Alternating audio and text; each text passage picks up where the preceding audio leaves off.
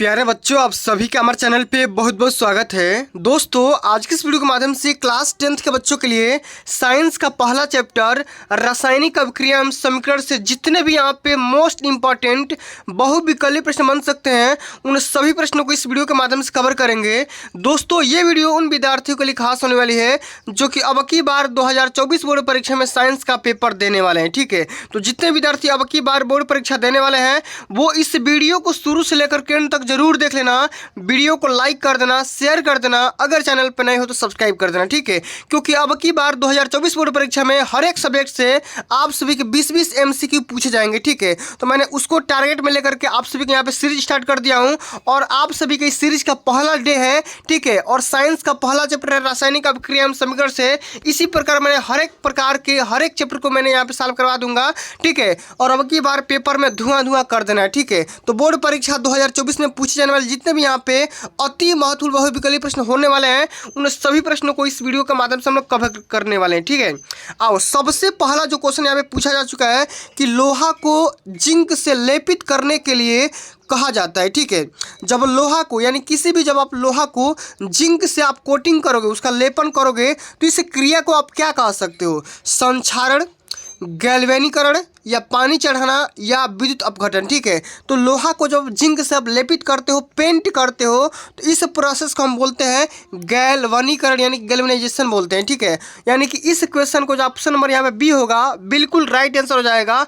और ये जो क्वेश्चन है दोस्तों बोर्ड के पेपर में कई बार पूछा जा चुका है। ठीक है, तो जितना क्वेश्चन बता रहा हूँ सभी क्वेश्चन को आप सभी यहाँ पे ध्यान से देखना होगा, तभी आप बोर्ड के पेपर में अच्छे से अच्छे मार्क्स अचीव कर सकते हो। ठीक है, चलो अगला जो हमारा क्वेश्चन पूछा गया बच्चा कि सिल्वर क्लोराइड का रंग कैसा होता है? श्वेत होता है, पीला होता है कि हरा होता है कि काला होता है? ठीक है, आप सभी को पता होगा कि जो सिल्वर क्लोराइड होता है उसका जो रंग होता है बच्चा वो किस प्रकार होता है? वो श्वेत होता है, यानी कि ऑप्शन नंबर यहाँ पे पहला बिल्कुल राइट आंसर हो जाएगा। ठीक है, चलो अब अगला हमारा क्वेश्चन पूछा गया बच्चा कि जस्ता तथा तनु हाइड्रोक्लोरिक एसिड की अपक्रिया के फलस्वरूप निम्न में से कौन सी गैस बनती है? जब जिंक को, ठीक है देखो, जिंक को जब आप हाइड्रोक्लोरिक एसिड यानी कि H2SO4, ठीक है, H2SO4 के साथ जब रिएक्शन करोगे तो आपको कौन सी गैस मिलेगी? आपको यहाँ पे मिल जाएगी दोस्तों हाइड्रोजन गैस। ठीक है, हाइड्रोजन गैस मिल जाएगी और हमारे यहाँ पे तीसरा ऑप्शन यहाँ पे बिल्कुल राइट आंसर हो जाएगा। ठीक है, चलो अब हम आगे बढ़ जाते हैं। अगला जो हमारा क्वेश्चन पूछा गया है, चौथा नंबर पूछा गया है कि निम्न में से कौन सी एक दहन अभिक्रिया है? अच्छा, दहन मतलब जो जलना होता है। ठीक है, दहन का मतलब होता है जलना। ठीक है, दहन का मतलब क्या होता है? जलना। ठीक है, तो आप सभी से यही पूछा जा रहा है कि इसमें से कौन सी ऐसी रिएक्शन है जो कि दहन रिएक्शन के नाम से जान सकते हैं?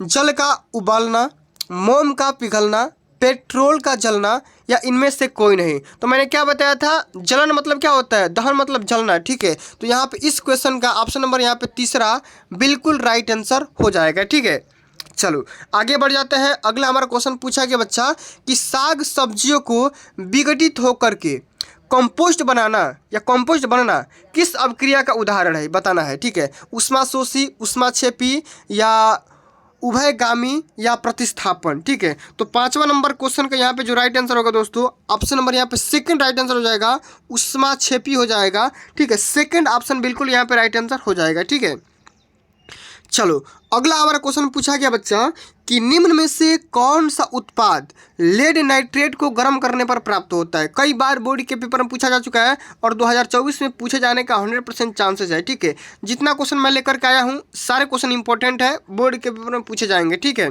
चलो ध्यान में रखिएगा। तो इसमें से ये बताना है कि कौन सा उत्पाद लेड नाइट्रेट को गर्म करने पर प्राप्त होता है। ठीक है, तो इसका ऑप्शन नंबर यहाँ पे चौथा हो जाएगा कि NO2 और यहाँ पे ऑक्सीजन। ठीक है, चौथा ऑप्शन यहाँ पे राइट आंसर हो जाएगा। ठीक है, चलो आगे बढ़ जाते हैं। अगला हमारा क्वेश्चन पूछा गया है कि निम्न में से कौन सी सही है? ठीक है, यहाँ पे कुछ यहाँ पे तत्वों का नाम दिया गया है, कंपाउंड का नाम दिया गया है और बताना है कि कौन सा कंपाउंड का नाम सही है। ठीक है, तो यहाँ पे देखो Na2CO3.5H2O, Na2CO3-10H2O, ठीक है, Na2CO3.7H2O और Na2CO3.2H2O। ठीक है, तो आप सभी ने यहाँ पे सबको देख लिया। ठीक है, तो यहाँ पे देखो धावन सोडा, जो आपको सोडा होता है ना, उस सोडा का फार्मूला क्या होता है? Na2CO3.10H2O होता है। क्या होता है?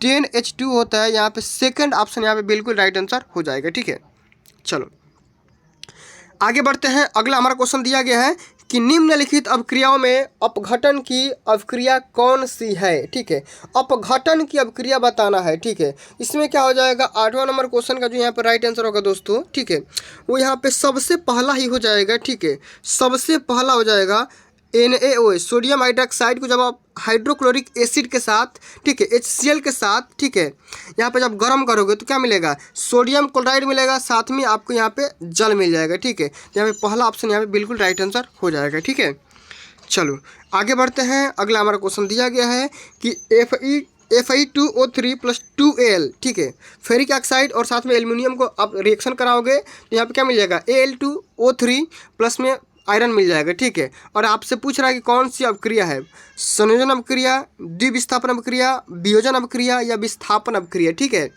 तो यह आपको बताना है। आप तो यहाँ पे आप देख पा रहे हो जो यहाँ पे फेरस का यहाँ पे 2 मॉलिक्यूल्स है, 2 एटम है, तो यहाँ भी 2 है। ऑक्सीजन यहाँ पे 3 है तो ऑक्सीजन भी 3 है, एल्यूमिनियम 2 है तो एल्यूमिनियम भी यहाँ पे 2 है। कहने का सेंस यहाँ पे ये हुआ दोस्तों कि जितना एटम या मॉलिक्यूल्स लेफ्ट हैंड साइड में है उतना इसमें आपको यहाँ पे विस्थापित हो गए हैं। ठीक है, तो इस क्वेश्चन का जो राइट आंसर होगा यहाँ पे विस्थापन अपक्रिया हो जाएगा। ठीक है, यहाँ पे चौथा ऑप्शन यहाँ पे बिल्कुल राइट आंसर हो जाएगा। ठीक है, चलो आगे बढ़ते हैं। अगला हमारा क्वेश्चन दिया गया है कि लौह चूड़ पर तनु हाइड्रोक्लोरिक एसिड डालने पर क्या प्राप्त होता है। हाइड्रोजन गैस और आयरन क्लोराइड मिलता है, क्लोरीन गैस और आयरन हाइड्रोक्साइड मिलता है, कोई अपक्रिया नहीं होती है, या आयरन लवण और जल बनाता है। ठीक है, तो लोहे के चूड़ पर, ठीक है, लोहे के छोटे छोटे चूड़ पर जब आप HCl, ठीक है, हाइड्रोक्लोरिक एसिड को, ठीक है, और जब आप रिएक्शन कराओगे तो आपको क्या मिलेगा, सबसे पहले तो मिल जाएगा दोस्तों यहाँ पे आपका हाइड्रोजन गैस मिलेगा और साथ में आपका यहाँ पे मिलेगा आयरन क्लोराइड मिल जाएगा। ठीक है, तो ऑप्शन नंबर पहला यहाँ पे बिल्कुल राइट आंसर हो जाएगा। ठीक है, ऑप्शन नंबर पहला यहाँ पे बिल्कुल राइट आंसर होगा।